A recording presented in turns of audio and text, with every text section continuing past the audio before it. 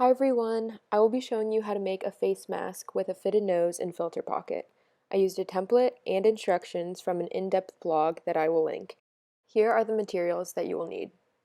At least 13 by 7 inches for the main fabric and 12 by 7 inches of lining fabric, both cotton. You also need to print the pattern out for this. I'll have that linked below, and I would recommend using the men's size since mine came out a bit small. For the ties, you'll need at least 44 inches of fabric, or if you have elastic, cut 2 strips 7 inches long.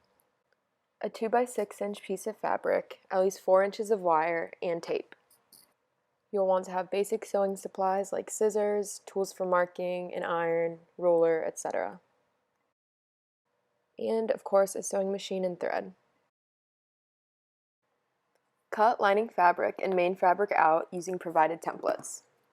With right sides together, pin and sew along the curved edge with 3/8 inch seam allowance. Then you'll need to clip your edges.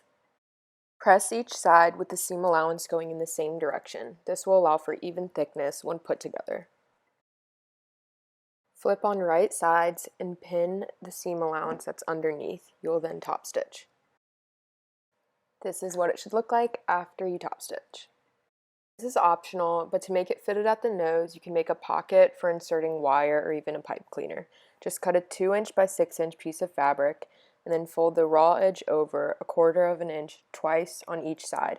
After pressing this fold, top stitch. And then you will fold that strip in half. You want to press that fold and then center the strip to the seam at the top of the lining fabric, right side up. Then sew with 1/4 of an inch seam allowance at the top. I forgot to do this step, but you need to stitch along the bottom of this pocket as well to tack it down. Finish off the lining fabric by folding each of the sides over 1/4 of an inch twice and then edge stitch.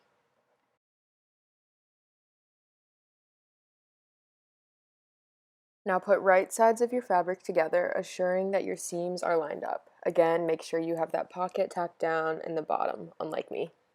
Pin, then sew the lining to the main fabric with 3/8 inch seam allowance.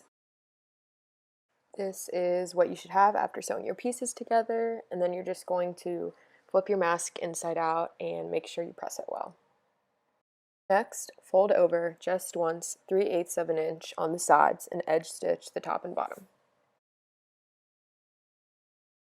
This is what it should look like after edge stitching the top and bottom.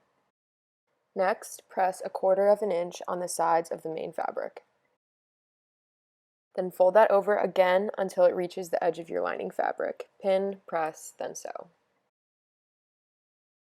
For nose wire, I'm using 5 inches of jewelry wire, but you could even use pipe cleaners. Just fold the tips and tape. This helps the mask fit over the bridge of the nose. Then just insert the wire through the pocket. Now you're done with the body of the mask. At this point, you can thread elastic through the sides, but I know that's pretty inaccessible right now. You can get creative with ties you use, just make sure they are around 44 inches long and durable. Here are the different ties that I used. I found that long knit fabric works well since it's comfortable and stretchy. You also don't need to waste time sewing any frayed edges.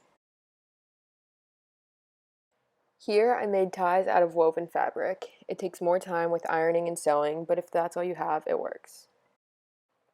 PSA reminder to wash your hands for at least 20 seconds, and if you're donating these masks, make sure you wash and dry them at a hot temperature first. And here's what the final mask should look like. It should first loop around your ears and then tie at the nape of your neck.